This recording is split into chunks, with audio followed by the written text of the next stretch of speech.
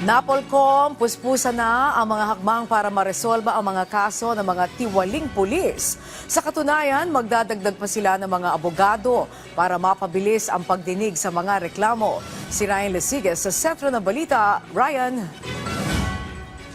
Angelic, minamadali na ng National Police Commission o NAPOLCOM ang pagresolba sa kaso ng mga tiwaling pulis. Sabi ni NAPOLCOM Vice Chair at Executive Officer Rafael Vicente Calinisan, target nilang ma-zero backlogs hanggang sa katapusan ng 2025. Patunay daw ito, Angelic, na seryoso sila na resolbahin ang mga kaso laban sa mga pulis na sangkot sa iba't ibang kalokohan. Ito ay dahil sa sunod-sunod na kaso ng extortion at iba pang reklamo sa mga pulis sa mga nakalipas na araw.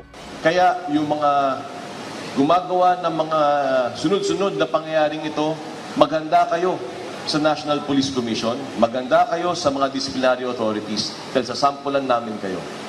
Tapos na ang maliligayang araw niyo. Para mapabilis ang pagresolba sa kaso, nais ni Calinisan na sa loob ng 60 araw ay magkaroon ng desisyon sa kaso ng mga inirereklamong pulis.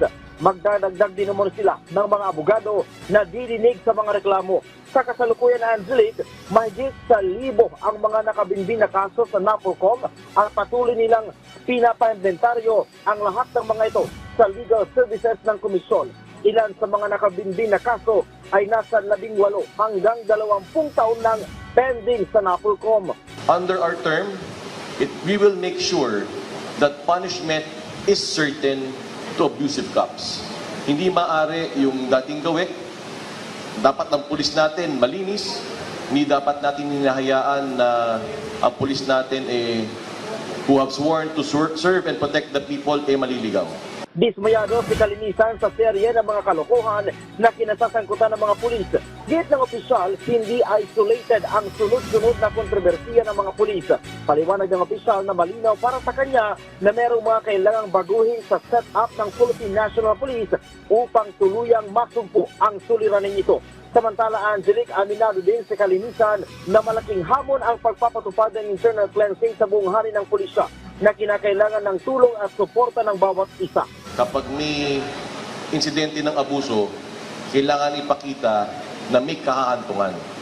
Kailangan maintindihan ng taong bayan na hindi po pwede na ang taong nakasayot ng uniforme na may tsapa at may baril pwedeng gumawa ng kalokohan o abusive acts.